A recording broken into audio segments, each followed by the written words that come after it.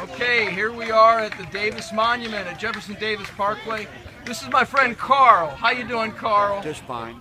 I'm really honored to meet Carl tonight because his great-grandmother, did I say it was your great-grandmother, is actually one of the ladies who donated Money to the Daughters of the Confederacy. She donated through her United Daughters of the Confederacy chapter to raise this beautiful monument, and he feels like he has a kind of a piece of ownership in it through his heritage, through his great-grandma. And his story is very moving, and I'd love to hear you.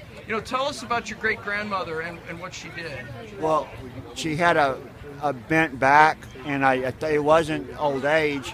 I asked her when I saw a picture of her taken when she was a young woman. I asked her daughter, my grandmother, why was she bent over at that age? Did she have scoliosis or something? She said no. She was hungry, pulling a cotton sack through the fields. It was a rough life. What year was she born? Do you know? 1878. Okay, so she was born right at the end of Reconstruction. Right. She knew hundreds. She loved to tell the stories of all the soldiers she'd known. Yeah. Wow. And died in 1968, about an hour after finding out Nixon had been elected. Wow. I'm not making that up, I swear. I mean, what a lifespan. Look at what she saw in her lifetime. Muzzle loaders to the moon shot. Yeah. Literally from horse and buggy to jet airplanes. She told me the first radio she ever saw, the first train, the first car she ever saw. Not the first train, but the first car she ever saw. Yeah. And all those things, first electric light, first telephone. She can remember where she was and where she saw it. Yeah. And I'm sure this monument meant a lot to her because of her chapter and right. and her connections to the war and right. what people suffered during Reconstruction. And I know these monuments were healing to the people because they were honoring their Rosencrans came through their farm and destroyed it, and they burned it to the ground. And then they lost the land after the war was over for debts that they'd incurred before the war. Right. They hadn't. Then when they lost the slaves, okay, the money was against the slaves. They ain't got no way to pay it back no more. Yeah. So they lost everything, and they're sharecroppers on their own land. And that's like I said, the only source of pride and self-esteem she had was the sacrifice of her family. And that meant, and so that's the reason she was willing to give pennies and penny, just having trouble eating, to build something to honor her people. Like the widow's mite from when Jesus was watching the older lady donating out of her poverty for something transcendent, for something, a statue made of bronze and stone.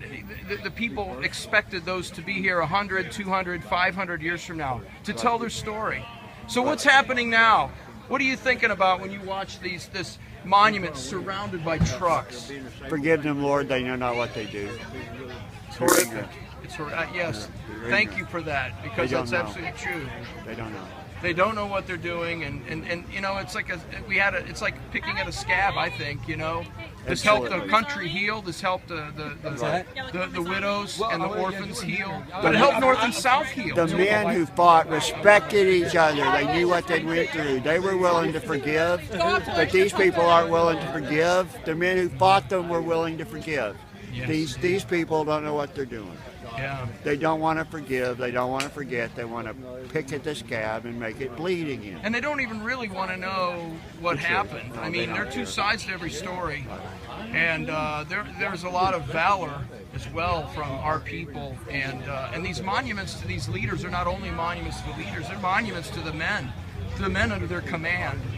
They were willing to fight for these men because that they was the believed point. them. Yeah, they didn't build a statue to her grandfather or her father. They didn't know. They did it to his generals and his leaders. Lee, Lee was God on earth.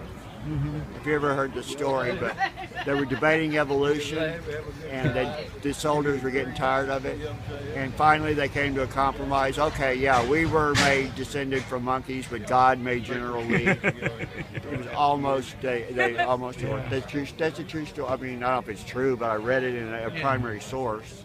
Well, and after the war, Lee continued to be a leader for the people. For education, he donated to black education. Absolutely. And the same with General Beauregard. I mean, he was a civil rights leader after the war. Right. And you know, and even Jefferson Davis, his view. If people really want to look it up, his views on race were quite enlightened for the time. You know, he had slaves, but he also insisted that they had a system of self-government and democracy on the plantation. Yes. So you know, they don't want to know the whole story. What I thought was interesting, I read just today that at the dedication of the Lee Monument, General Beauregard and President Davis were both there at the dedication of the Lee Circle. Wow. Isn't that amazing? And now they're tearing down their monuments. It's very sad, isn't it? I mean, it's just so.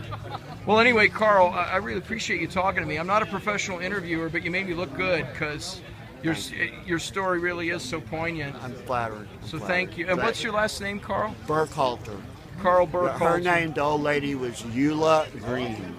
Well, here's to Eula Green, a true patriotic Christian woman, and and let's hope, you know, that either something happens and the statue doesn't come down, or if it does come down, that it goes right back up somewhere, because we honor our ancestors and we love everybody in the South, and we think that all of our heritages are important. So. Peace be with you, Carl. Father, can I just say one quick thing? Carl told me earlier that he was afraid that he was going to cry because I said, what are you going to do when you're watching? I hope it's not true, but when you're watching the statue go down, and he said he's afraid he's going to cry. And I said it would be that's a noble thing to have honest emotions, but it's hurting too bad. Right? You said that it's hurting. He said that since his great grandmother's death, this is the worst pain that he has felt because he's